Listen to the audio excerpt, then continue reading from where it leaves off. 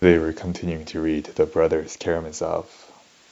Yes, grinned Rakuten. You are hurrying to the Father Superior. I know, he has a banquet.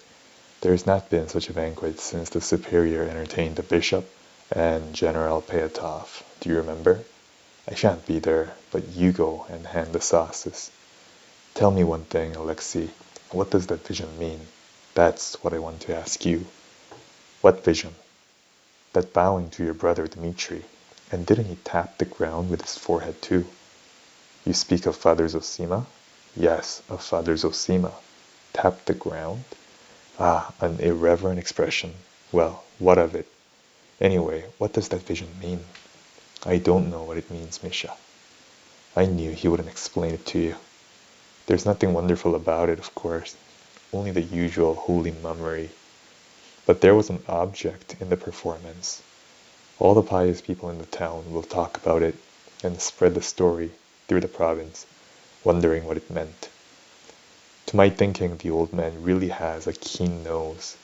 He sniffed a crime. Your house stinks of it. What crime? Rakin evidently has something he was eager to speak of. It'll be in your family, this crime, between your brothers and your rich old father.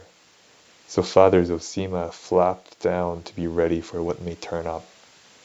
If something happens later on, it'll be, ah, the holy man foresaw it, prophesied it. Though it's a poor sort of prophecy, flopping like that. Ah, but it was symbolic, they'll say. An allegory. And the devil knows what all. It'll be remembered to his glory. He predicted the crime and marked the criminal. That's always the way with these crazy fanatics. They cross themselves at the tavern and throw stones at the temple. Like your elder, he takes a stick to a just man and falls at the feet of a murderer. What crime? What murderer? What do you mean? Alyosha stopped dead. Rakitin stopped too. What murderer? As though you didn't know. I'll bet you've thought of it before. That's interesting too, by the way. Listen, Alyosha, you always speak the truth, though you're always between two stools.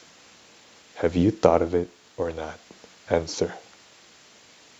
I have, answered Alyosha in a low voice. Even Rakitin was taken aback. What? Have you really? He cried.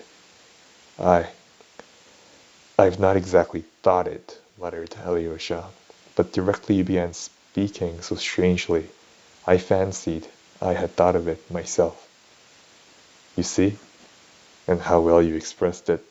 Looking at your father and your brother Mitya today, you thought of a crime. Then I'm not mistaken? But wait a minute. Alyosha broke in uneasily. What has led you to see all this? Why does it interest you? That's the first question. Two questions, disconnected but natural. I'll deal with them separately. What led me to see it? I shouldn't have seen it. If I hadn't suddenly understood your brother Dmitri, seen right into the very heart of him all at once. I caught the whole man from one trait. These very honest but passionate people have a line which mustn't be crossed. If it were, he'd run at your father with a knife. But your father's a drunken and abandoned old sinner who can never draw the line. If they both let themselves go, they'll both come to grief. No, Misha, no. If that's all, you've reassured me. It won't come to that. But why are you trembling? Let me tell you. He may be honest, our Mitya. He is stupid, but honest. But he's a sensualist. That's the very definition and inner essence of him. It's your father has handed him on his low sensuality. Do you know, I simply wonder at you, Alyosha, how you can have kept your purity. You're a Karamazov too, you know. In your family, sensuality is carried to a disease. But now, These three sensualists are watching one another with their knives in their belts. The three of them are knocking their heads together, and you may be the fourth. And that's the end of the reading for today. Have a good day.